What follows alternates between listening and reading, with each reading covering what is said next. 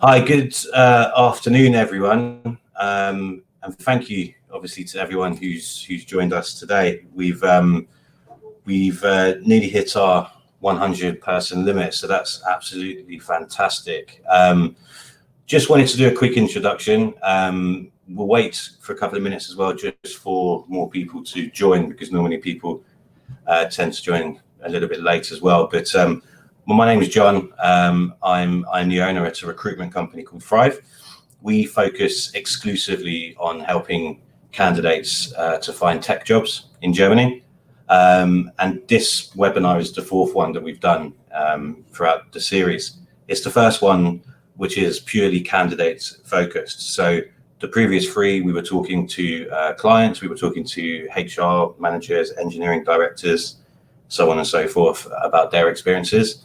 And this one, we've been asked a lot of questions about, how can I find a job in Germany right now? So it just felt like the natural thing to do. We're going to host this for about 45 minutes or so. And I really want to invite everyone watching to use the chat panel and the question panel to ask us questions. We've received quite a few already, so we will start to answer those as soon as we get started. And if there's time at the end as well, we may invite a short Q&A as well.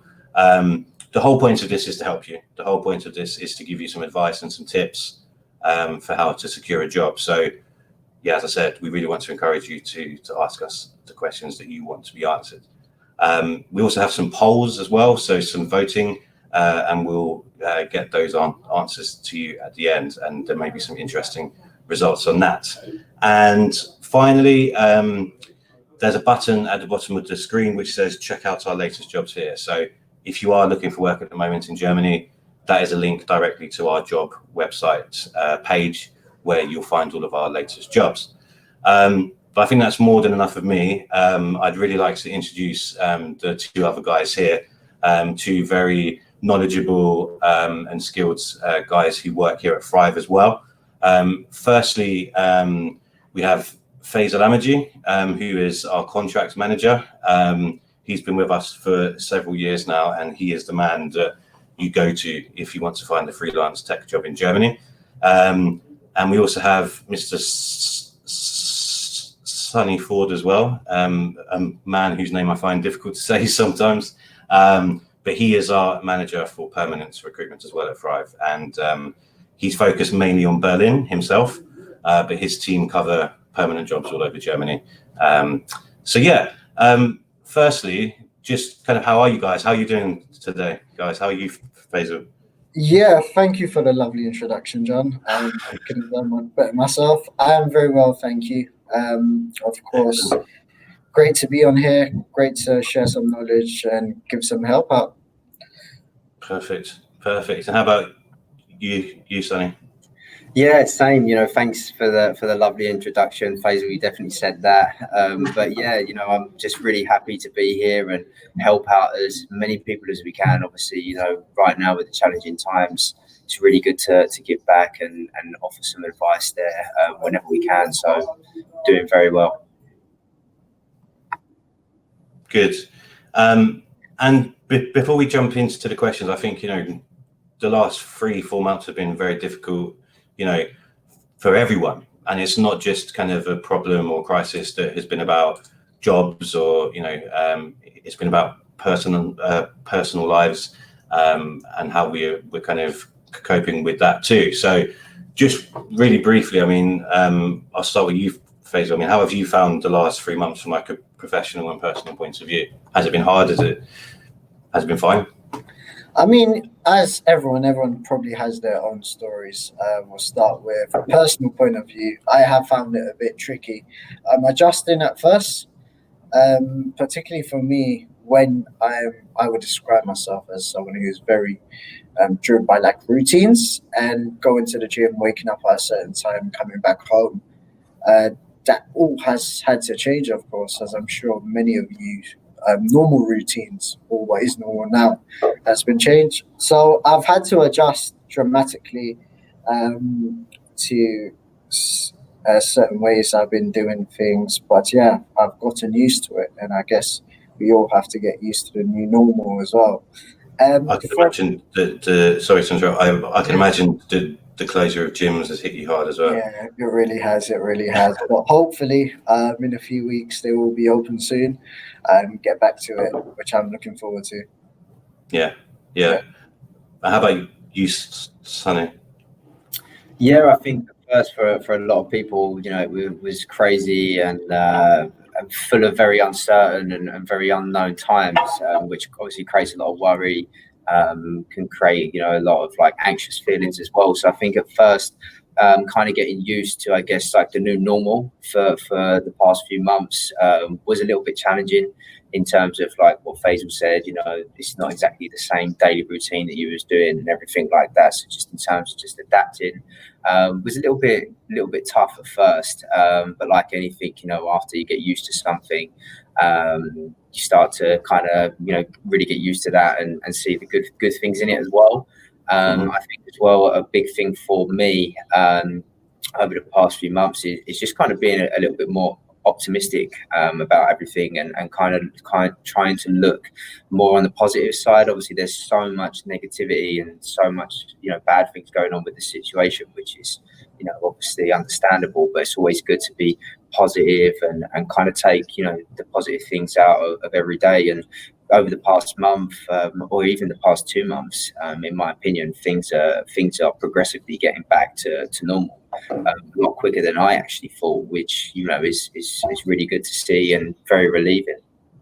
Yeah, and I think that's the kind of vibe that we've been picking up from most of the clients that we work with in Germany and a lot of candidates as well, and our team in general. I think that there was obviously the initial shock, initial kind of wave that came off after that, and some companies obviously made the decisions to not hire. Some companies made even kind of more drastic decisions, like using the Kurzarbeit scheme to put staff on furlough or to unfortunately make people unemployed. But I mean, from my point of view, if before this happened the market was at 100%, and then March and the beginning of April, I was expecting it to go down to 50%, 40% even. And there was a change, but I would say that it went to maybe 70%. So I was quite kind of happy, and it was really encouraging to see clients that were hiring. And I think, I don't know about you guys in particular for freelance or for perm, but I would say the market has crept back up, and it's getting back to 100%. Like, if I was to put a number on it, I say 85 to 90%. It feels normal. It feels normal from our side, but obviously, I understand for a lot of candidates they might be finding it tough. Just out of like curiosity on the contract side, Faisal. So for freelance jobs, typically what happens in economic downturns is companies may start to look for more freelancers because it's a less risky, less costly way of doing things. I mean, what have you seen? Yeah, definitely. I would certainly agree. During this time, during the pandemic, the projects are still ongoing. Companies don't just shut down. They're a business at the end of the day, so they need to keep their projects going. But rather than hire a permanent employee, they would want someone, or they have been requested me to find them people for around 2 or 3 months or short term to keep their projects coming. And I definitely have seen a rise in influx of freelance projects coming up during this time. And what I would advise job seekers there as well is to make yourself known. As a freelancer or contractor, your brand presence is very important. So reach out to many people as you can as well, in particular companies. And because there is an influx of freelance project appearing in Germany. So that's it. That's the observations I see from the freelancing side. How about on the permanent side, from your view, Sonny? I think for a lot of businesses on a permanent basis, a lot of companies have adapted to the times. So people are very, very open to people working remotely 100%. for forever, really, which is really good to see. Obviously, over that huge debate of whether that would work for a lot of companies, and with their company staff already doing that, they're open to see that that is the case. I think as well for a lot of other businesses, like with their products, a lot of the products that they may have or develop has a huge increase in users, with people being at home, like people visiting the websites, using their products. So the company, by demand, actually have to take on more people to deal with people using their product. So actually, with everyone being at home and in lockdown and using these products a lot more than they normally would be, has actually created a lot of jobs. So it's really good to see that. Yeah, I think that's a really good point, and this will cover several of the questions that some of our viewers have submitted. I think it's really easy to believe that there are less jobs, there are no jobs. It's really difficult. It's very hard. But I do genuinely believe that, of course, there are potentially, fewer jobs, fewer opportunities, but not by a substantial margin. Perhaps the effects will be more clear in 6 months' time. But for us and for candidates right now, there are plenty of jobs out there.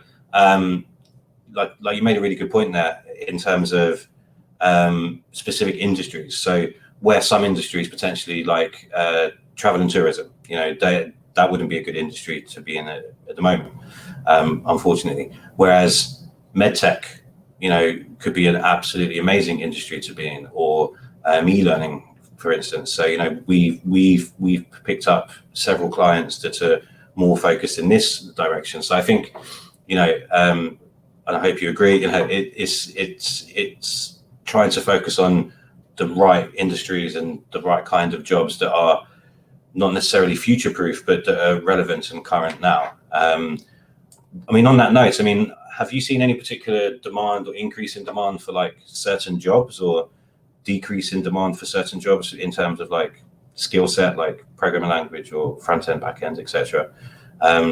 I'll ask you on the freelance side, Faisal, first. Have you seen any kind of trend? Yes, certainly. I definitely see the data market particularly thriving, and it would make sense, of course, as a lot of companies would be crunching the data and using a very data analytical approach to making the next business move. So there's been a big demand in data, and also DevOps as well on the cloud. As a lot of companies are migrating operations to cloud, there's been a big increase in the usage of getting experts on as freelancers and contractors to help companies migrate stuff to the cloud. So those two, I guess, skill sets have been needed over the past few months. But also traditionally with the back end, front end, your traditional software program languages that's always in demand. And although we've seen a slight drop off, there is still a lot of demand out there. Yeah, I was going to ask you if you'd seen any drop in that into more traditional sides of things too. And how about on the permanent side? Like, have you seen any particular trends or any particular kind of jobs that are more in demand now or less in demand, perhaps? I completely agree with Faisal. Even though it's contract, I think the demand across all positions is pretty much the same. Specifically, what you said there about kind of cloud technologies, doing stuff with data and DevOps, there's a huge demand in that right now. And also just generally as well, like a lot of companies are looking to take on a lot more front end developers. I think one of the main reasons is because dealing with like the front end side of like the product or the websites or everything with lots of users. With the company attracting lots of users and everything, there's lots of new features to add and things to take care of that might not necessarily been a problem in the past. So I'm seeing a lot of front end positions being advertised, and definitely agree with Faisal with kind of DevOps and cloud engineering. There's lots of stuff around that stuff. Yeah, well, it's good to know that the kind of traditional jobs are still there, and there hasn't been a reduction or at least a kind of massive reduction. But it's also really interesting to see kind of what's actually been booming. And I think it's like you need to weigh up the balance of, yes, it's been a difficult time, but also there are opportunities out there. I'm just going to go to one of the questions that we had. So just to move on to kind of more kind of specific advice for some of the questions that we've had. One of the questions is, I would like to know which of the job sites that specifically advertise for jobs which have relocation mentioned. So obviously, I think this is quite a big question for a lot of people. There are many hundreds of thousands of people that want to work in Germany. They see it as a great place to work, and they're right. But how, are there any particular tools or websites that you would recommend to advertise specifically for relocating jobs that you know of? I'll ask you, Faisal, first, if you don't mind. Yeah, sure. So with particularly for relocation, there's a few I know. Stack Overflow is a good one. Yeah, it specifically lists if the company offers relocation. Another one is Stepstone as well. Usually that is a very, I guess, German website focusing on the DACH region. So it will let you know if there is relocation or not. Of course, you get the traditional LinkedIn, also Glassdoor. Those would be the key websites which will give you indication if they offer relocation packages or not. Yeah. And in terms of, so like you mentioned Glassdoor there too as well, there is kind of another German equivalent as well called Kununu. I'll type it in the chat bar in case anybody's interested. But that's like a German equivalent of Glassdoor. And like anything to add on that, Sunny, maybe in terms of perm jobs or in terms of like other resources you may know? Yeah, definitely. Slack channels is a big one. Like you can go on Google and just type in kind of like Slack channel Berlin jobs, and you can find a bunch of different channels there for specific industries. And in those channels, you'll find a lot of people that are trying to find out similar answers, and you can connect directly with kind of founders of companies, hiring managers who can tell you a little bit more about like best ways to approach that. Best thing about Slack is it's like a big open discussion with lots of people where people collaborate, share their ideas, and kind of resolve very similar problems. So I find Slack very useful, and I think if people have grey areas around certain topics like relocation, Slack could be a very good way to find that out.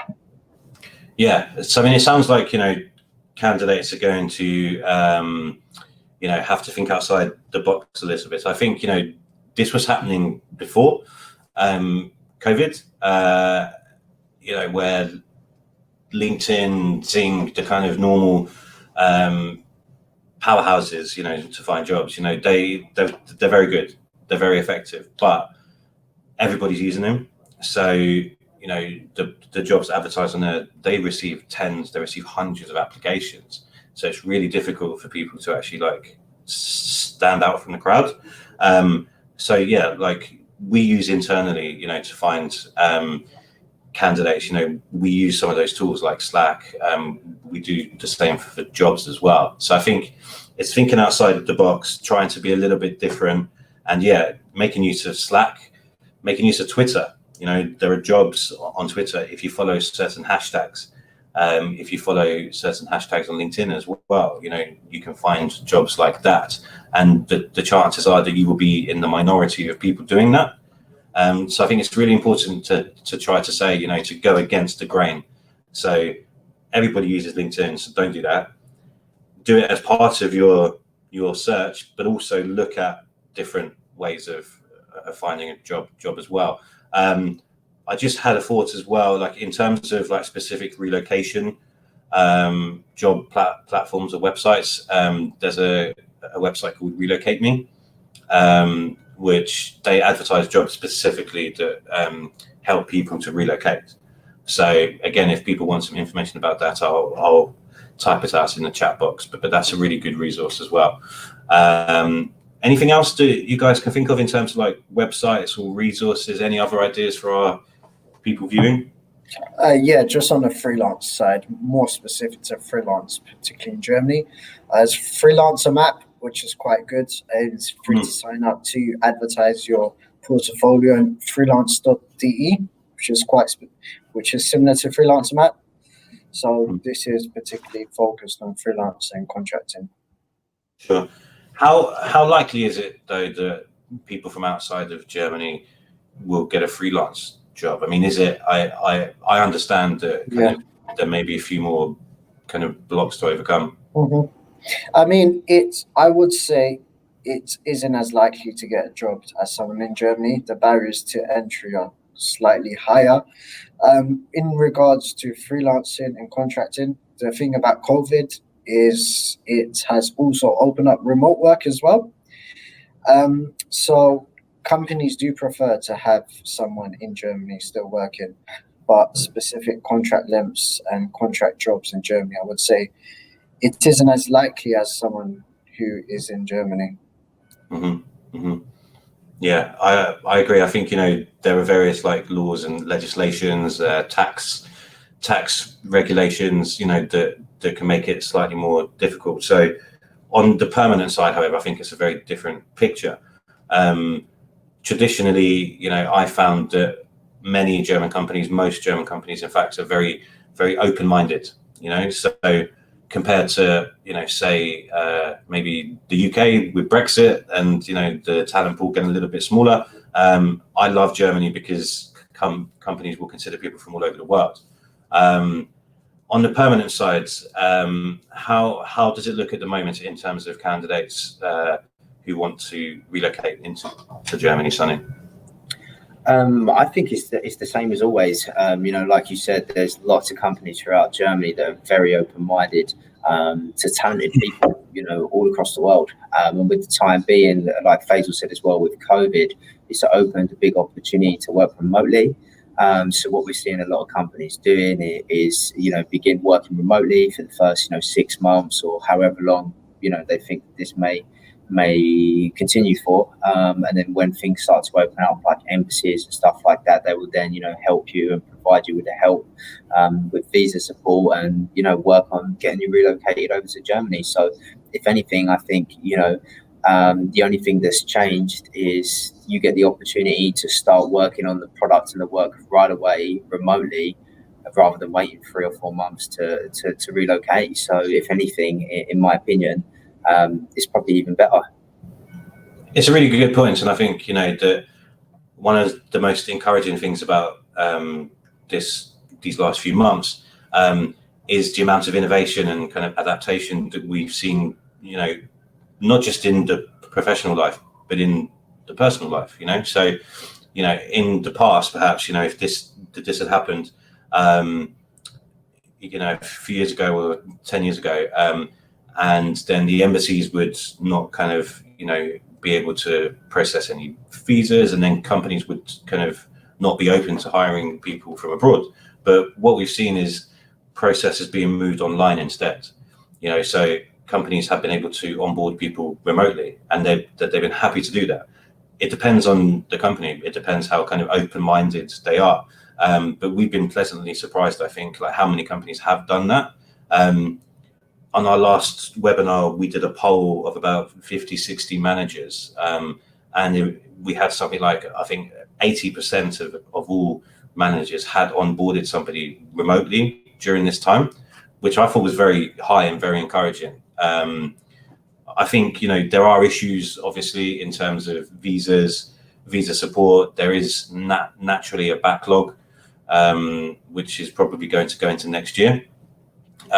However, if you find the right company that is flexible, they're open to remote working from the start. These barriers that were here in the past, I think, have been taken away, and that's really encouraging. We've just had a question here from Michael as well. So as a British guy, I've worked 2 freelance contracts in Germany the previous 3 years. The engagement and barrier is definitely a little different post-quarantine. But yes, remote opportunities have made them more flexible for short-term roles. Sorry, it was less of a question. But Faisal, I mean, like, would you kind of agree with that? I mean, were you expecting the situation to be any different, or have you been pleasantly surprised maybe? Yeah, I mean, I definitely agree with that. Being pleasantly surprised. I mean, of course, I believe in, as many other believe, face-to-face or communication is vitally important. But post quarantine, as Michael said as well, there is a lot more opportunities for short-term contracts to facilitate remote working. Remote working, I guess, is here to stay. And if you can get the job done remotely without having to come in, then companies are starting to realize that and starting to offer contracts remotely as well. And so there has been a lot more flexibility relating to that, which is good, of course. Mm-hmm, mm-hmm. Really good question just coming from Abdullah as well. This would be, I guess, particularly interesting for the permanent side of things. How are startups coping in Germany at this moment? I'll ask you, Sonny, like what have you seen? Have you seen any change? Have you seen? Yeah, definitely. I think when initially this first happened, for the first month, I think a lot of companies, kind of stopped their hiring and took a lot of meetings internally and kind of figured things out, like the majority of people did. But I think a lot of companies have adapted, and a lot of these startups that have recent funding, or they're currently in funding rounds, or they have big ambitions and aspirations to carry on doing what they're doing. They can't just necessarily stop what they're doing. They still kind of have to meet those demands and make sure that they're on track for their company plans. So we've seen a lot of companies kind of restructure those plans and make them maybe a little bit more realistic into today's world, or make them a little bit more realistic into meeting the way that things have adapted. Like, for example, okay, we're looking to build out a whole team for the time being. We need these people to service like the demand of our products, so we can do it remotely. So lots of startups, if anything, they're still looking to hire more than probably the huge, big, corporate companies, because, they're the startups that have a lot of funding and they're starting up. They're trying to get up there. I guess they're kind of more agile as well, and they can react a little bit quicker than a company of, thousands of people, maybe. Mm-hmm. Yeah, exactly. And like you just said there, things move a lot faster. So, when kind of restructuring plans and processes for a huge company, that might take a long time, but for a startup, you're looking at a couple of weeks there. So things are very bright, if anything, for the startup world. Mm-hmm. I think as well, the like many other governments across the world, and much better than a lot of governments, the German government has been very supportive in many ways, like in terms of the Kurzarbeit scheme, in terms of loans to companies as well. Some of them a bit more controversial than others, but the companies, it feels like this is a different time. It feels like it's a situation where governments and companies are deciding to be like, no, we're not going to let this kind of collapse our business or collapse our economy. We're going to put some support in place, and we're going to try and navigate it. So I think a lot of companies have been reassured by the German government's plans and what they've put into action, and it's given them the reassurance. So I think it's undeniable that there was that instant kind of impact in April and March. But I think as we've already said, it seems to have crept back up towards normality, and there is a new normal, of course. But I know it seems very positive, the message that we're saying today, and that may not be the reality for you, which we obviously understand. But what we want to encourage you is to look at different areas, and we'll come on to that as well. Really good question here. So do recruiters, this is from Oksana, do recruiters use automated systems for CV review? How often? Sometimes I get the impression that I was rejected by a machine. And once I applied for a job at 8 a.m. and the rejection came back in 2 minutes. And that ties into another question which we just got now, which is, I have applied to many of your openings, which I believe I have the required skill set. Until now, I'm yet to hear from one of your consultants. So what could be the reason?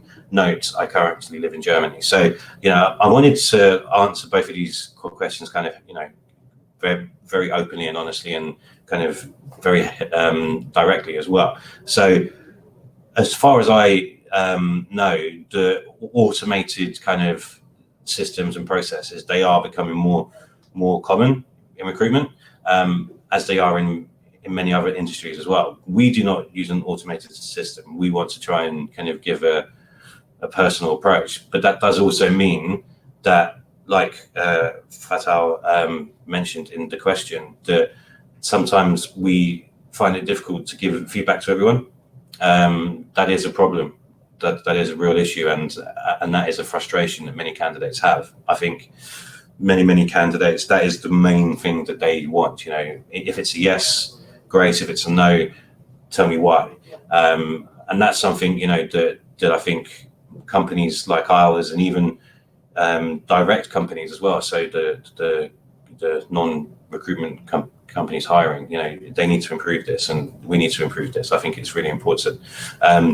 There could be many reasons, if I'm honest, and I don't know your particular case, but if you want to contact me directly, please feel free to. I'll drop my email into the chat bar.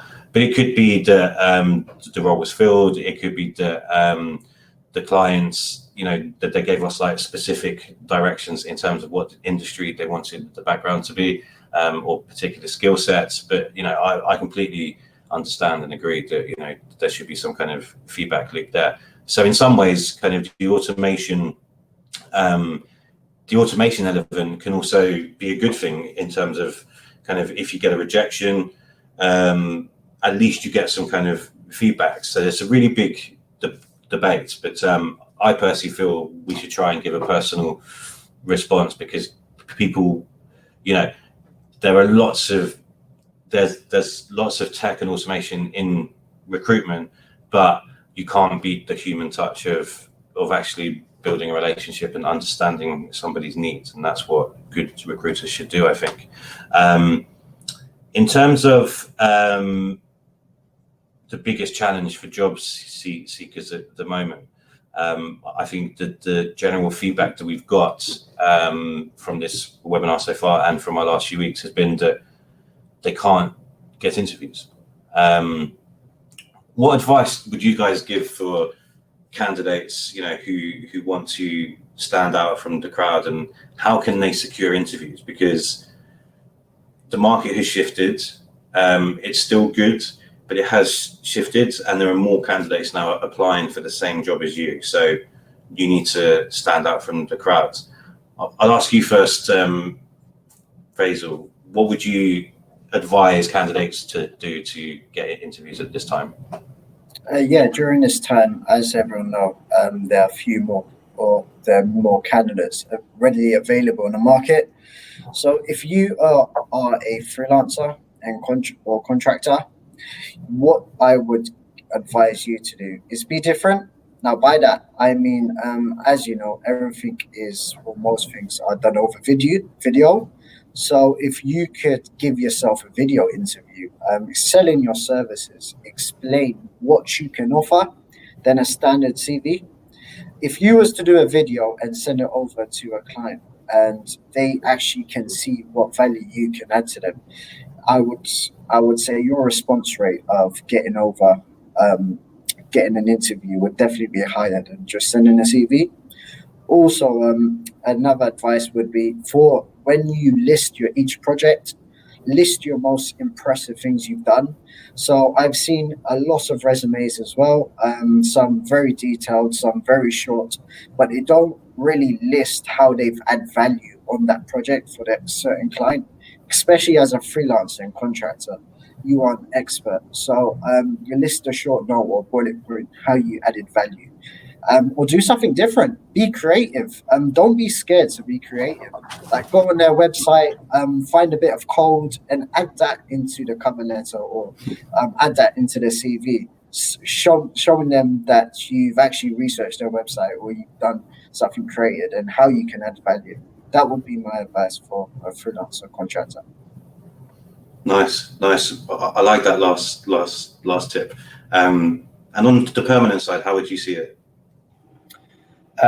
First of all, that's great advice. Really great advice. On the permanent side, just more so the same thing. Like, show a huge interest in the company. Like, if you're looking for a job, maybe don't apply to, 10, 15 or 20 jobs. Like pick maybe a select 5 and write a very detailed cover letter of why you want to work there, why you like the company, what you know about the company, how you can bring value to them, and really kind of tailor your application, to the company rather than just a position.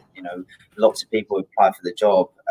If they're applying for the job, of course, they think that they could do the job technically, but why would that company be interested in you? And obviously to get that across, you need to show your interest in them. So I think just taking that extra 10, 15 minutes to do an application and write something very specific in a cover letter about the company, or what you've noticed about them, or what you inspire that company to be like in a year's time or something, could make a huge difference. I think as well, don't be afraid to reach out to people that work in the company, over Zing or LinkedIn, and speak with them and just kind of ask them and gauge more of an understanding about like how their processes work and what it's like to work there, and what it would be like to work with them, because there's more avenues to be exposed to a company than just applying. If you branch out and actually speak to these people when you do apply, they already know you. So I think maybe just taking more of like a more detailed approach per each position. If you did that, I think you would see a huge return rate. Mm-hmm, mm-hmm. I definitely, I think there's some brilliant points there. I think, in general, it's the same approach that we take as well when we're trying to find clients, or we're trying to attract candidates to work with us. We try to be different, because 99.99% of people do exactly the same thing. They approach their job search by going onto LinkedIn and they will apply for every job. That doesn't work anymore, in my opinion.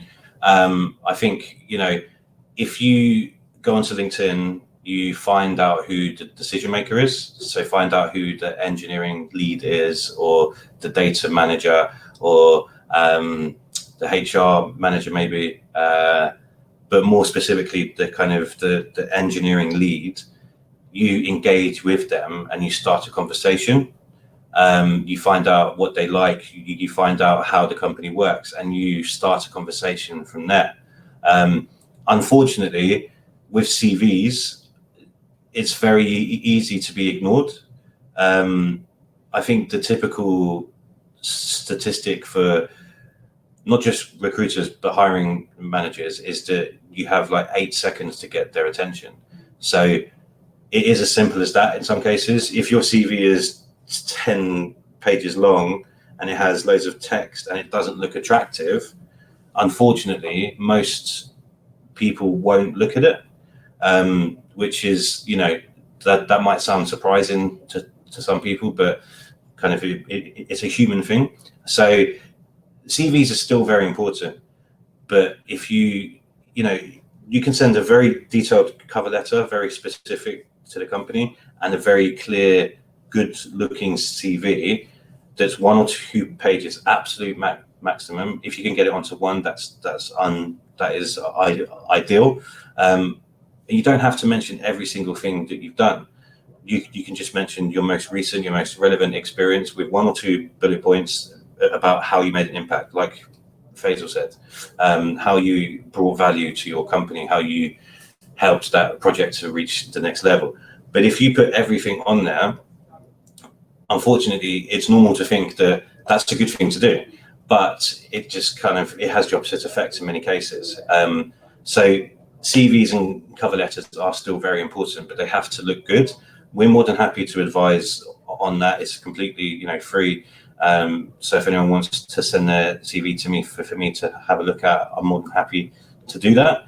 And yeah, things like video interviews. We've seen some really creative, cool CVs. There are lots of like UI, UX guys and girls who create really cool CVs that take you on a journey, and it takes you to a website and it shows their kind of career progression, or there's some website CVs that are really good as well.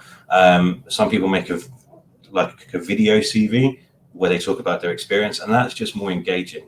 and it gives you a chance to really bring your personality across, because quite often you can have all of the best skills in the world, but the client is also looking for you to come through as a personality. That is just as important. So yeah, I think there are lots of different ways of doing this, but the most important thing is that you stand out and you get noticed and people remember you and your name. LinkedIn and Zing are great for that, to connect and network and build up that network as well. We had a question as well, which asked about whether it was mandatory to learn German to get a job in Germany. I mean, my personal opinion is no. The vast majority of companies are very open-minded. It depends on the company, it depends on the industry, it depends on location as well. So when I started doing this about 10 years ago, I'd estimate that maybe 50% of German companies would need at least some level of German language skill. Whereas now I'd say it's much less, like 20%, maybe 30%, but the majority of jobs are fine for English language. I think just because they understand that it's becoming more of a requirement now. But obviously it depends on the company. There are some companies, like automotive companies, where you have to speak German because that's what the documentation is written in, or what the meetings are held in. But I mean, maybe times have changed a lot since I last kind of recruited. I mean, how does it look from the kind of contract and permanent side? I mean, Faisal, for you, I mean, how important is German?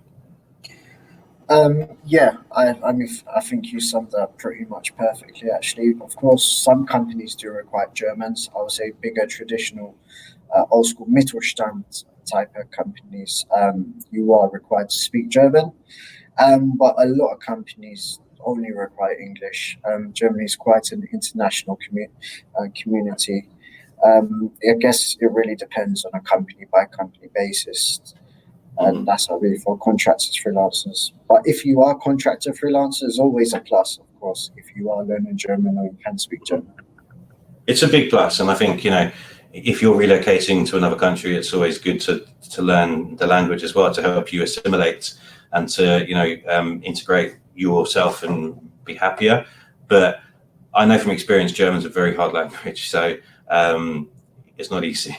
And how about on the permanent side? I mean, to me, it seems like location is quite important. So Munich and Berlin, that's fine. But as soon as you kind of go into the countryside, that might be a little bit different. Yeah, completely agree. I think, some of the cities that you mentioned there, like Munich and Berlin, they're very well-known cities from abroad. So it does attract a lot of international talent. So, lots of companies, they speak English as their first language. And in my opinion, I think most of them do. I think, based on what Faisal said there, he's definitely right about, some of the traditional companies and very big corporate companies, German is sometimes required. And as well, on top of that, there are certain positions that do require some level of German. So, for example, if your role was to involve collecting requirements from clients all day long in Germany, then it's most likely that you probably would need to speak somewhat level of German. But to be honest, on the whole, I think, the majority of companies speak English. And the main reason behind that, I think personally, in tech and in their tech teams is, some of these engineers from around the world, some of the best talented engineers come from loads of different countries around the world. So lots of companies, acknowledge that and decide to speak English. So, people can get along better. Mm-hmm. Yeah. And we've had quite a few questions with regards to internships, master's degrees, work, student type opportunities. How is this affecting those kinds of opportunities? I mean, it is probably more suitable for you on the permanent side, Sunny. But have you seen any kind of change? Is it the same? Is it more difficult? And how is the best way to approach it? I guess it may be just a little bit more difficult, but I don't think it's anything that's, like impossible or anything like that at the moment. There's still opportunities for everything like that. I mean, for kind of a working student and for an internship, my advice and my approach would be to kind of take it away from emails and applying. And take it more digitally, like take it onto LinkedIn and Zing and connect with these people so they can see you and kind of your tribe and you're interested in them. That goes a lot further than an email or, some kind of CV applying for these internships. But I think, on the whole, those opportunities are there. And if anyone's struggling finding internships or kind of working student openings, the best way to do that is probably to approach people at the company and ask them a little bit more about kind of, do you guys have, internship schemes, or how does it work if, I'm a student at the moment and I'd love to learn a few things about the industry through you guys. Do you offer anything like that? Or is there any kind of remote online, meeting that we can do once a week? There's lots of different opportunities, I think, with things like that. Maybe you just need to try and be maybe a little bit more, detailed with the approaches and more direct as well. Mm-hmm. If you reach out to them and you ask them questions like that, 9 times out of 10 or 10 times out of 10, the people will respond. But yeah, for the most part, those positions are definitely still available. Thanks for sharing that. I think, there's some encouraging news from the German government recently in terms of, they are investing and looking more into these kind of more junior type and educational type schemes, because that is the future. That is the area that may be more impacted by this crisis. So, I'm sure, there will be more news about that in the next few weeks. But again, coming back to the point we spoke about earlier, it's very encouraging to see companies and government, working to solve these issues. And I think it is harder, but I think, there are still the opportunities out there. We're going to have to wrap up in a few minutes, and there's so many more questions. But, I'm more than happy to take this offline if anyone wants to reach out to me or the team as well. There was a really interesting point here from Jeb, who mentioned that I think many opportunities are fake in Germany compared to the time before COVID-19. Many companies have been impacted in different industries. For example, Flixbus. Flixbus is a company which works in transportation and tourism. Massive company, huge company. They have some open opportunities, but my friend who works there says that all new positions are frizz. So Jeb says that many companies are just gathering CVs. What do you think of that? Is that true? I mean, in my opinion, companies do that. Companies do. They sometimes do advertise, not necessarily fake roles, but they advertise like speculative roles. And then if the perfect CV or candidate comes into their inbox, then they will call them and they will create a job. So it's not necessarily like fake. It's just that, they're kind of window shopping, essentially. There are companies out there that post fake jobs just so that they can gather CVs. It's quite common in recruitment as well, unfortunately. But, I think most people they take the approach to window shop, and if they find the right person, then they would contact them. But I mean, have you seen that increase in this time, guys, or what do you think? For me personally, of course, unfortunately, I have not as well.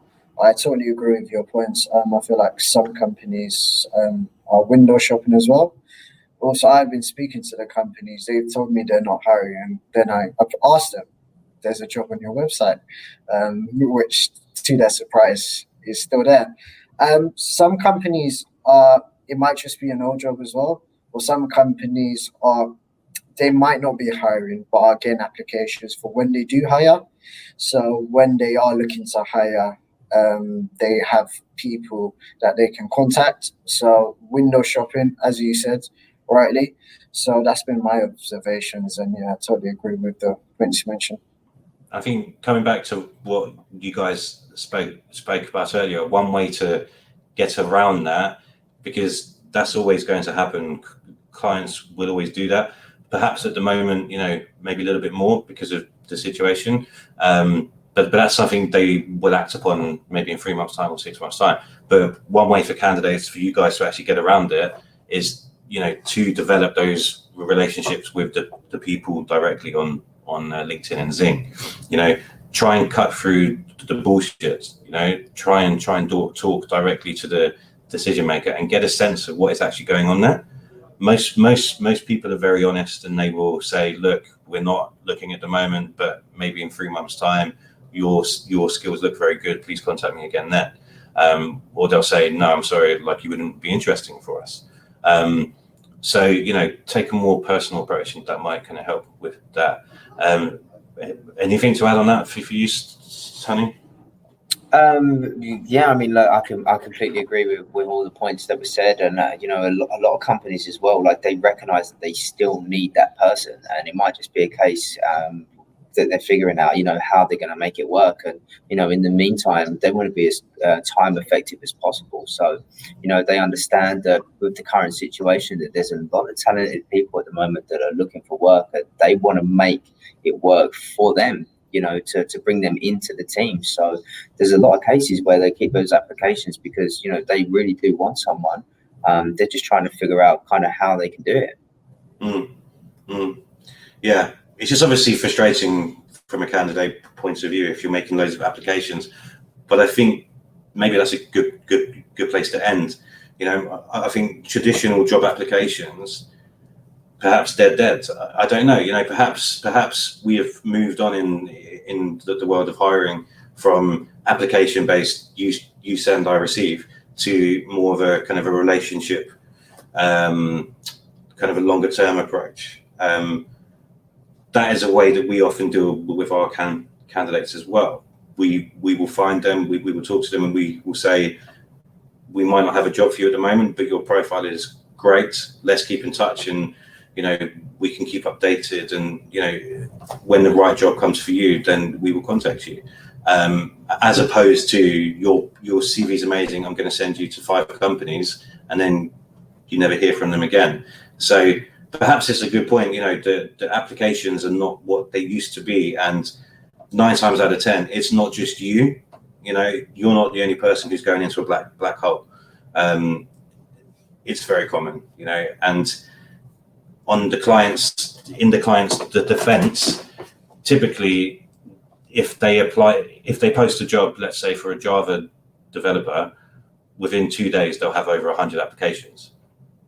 So from a point of view of time and management and process, that's very hard to manage. So yeah, there are lots of issues, but obviously from a candidate side, one way that you can beat that is to start connecting, start opening conversations and having those chats with influential people in your network. I'm very sorry that we can't get around to answering all those questions that we've had, and it's been a really great discussion, and I really thank everybody who has contributed. We also ran a poll, which I will find the results now. So one of the issues before was like, when we were trying to introduce like video interviews to some candidates, they were like, I'd rather not do that. I don't feel too comfortable on camera. But it seems like COVID and the society of Zoom calls and Microsoft Teams has changed that, because 100% of people who voted on the first poll, would you be happy to take part in video interviews with clients? 95% of people said yes. So, still very, very high.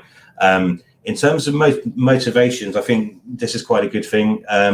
Most people value the job itself. So they value that ahead of money. They value that ahead of location, ahead of what the team's like and the company's like. So that's really good info. If that's the most important thing for you, that's what you should put in your CV. That's what you should put in your cover letter. That's what you should talk about in your video, or if you reach out to somebody on LinkedIn.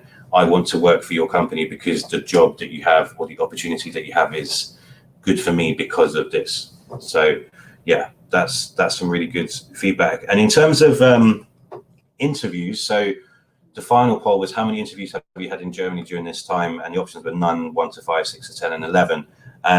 So over half, unfortunately, have had none, which is a surprise. I mean, is that surprising for you two guys?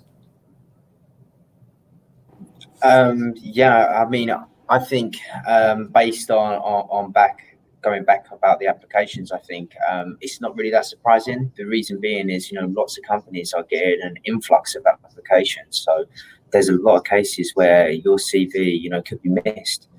So it isn't surprising for me at all, really. I think, the best way to tackle that issue and to get noticed by the company is to take that extra step. Taking that 5-10 minutes just by connecting with some people there make the whole difference. But I think, it's not really surprising, because you need to think of it that a lot of people are actually applying to these positions right now because of the current situation. So, as John said earlier, some companies, they get 200 applications in, a day. There's a lot of time, and it's a lot of room for people to be missed. So it's not really that surprising. So I think the only way to tackle that is make your applications more direct and kind of more value orientated to the business that you're applying to. Mm-hmm. Mm-hmm. Any final points from either of you? I mean, what if you were to summarize kind of, what the best approach candidates should take at the moment, what would you say, Faisal? Yeah, for me, I mean, 2020 has been one hell of a year, I guess, for everyone. We probably haven't experienced something like this, and hopefully we don't ever again.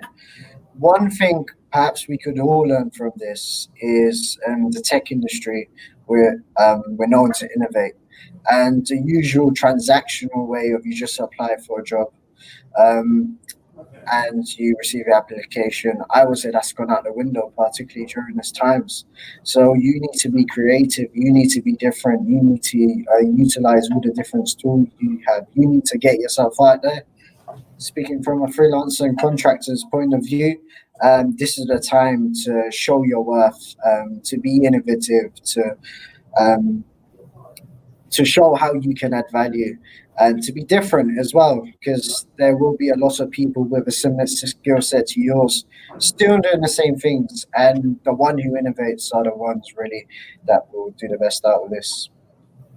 Thanks, Faisal. And any final comment from you, Mr. Sonny Ford?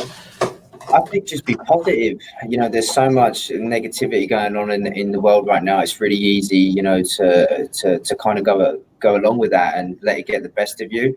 So I think, it's really important to just be optimistic, stay positive, and, take one thing at a day at a time. If you're not getting any response, back from applications, try and self-reflect a little bit and try and identify, like, maybe what you could have done better or what could have changed things, and try and kind of adapt and just generally just be positive about it, and try and use different avenues. If you're going to use the same avenue the whole time and get no success, it's very unlikely, or that you all of a sudden you're going to get success from doing that. So look at doing other things, use different platforms, Sing, Slack, LinkedIn, that German thing that you mentioned, I can't remember now.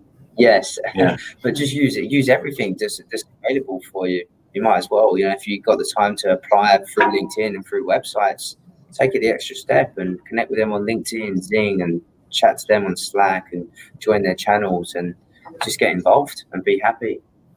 Yeah, I think Albert Einstein had a really spot on quote, which I can't quite think off the top of my head now, but essentially, doing the same thing again and again and again, that isn't going to necessarily lead you to success. So, great way to kind of end this. I think keep going, stay positive, try different things, think outside the box and look at different platforms.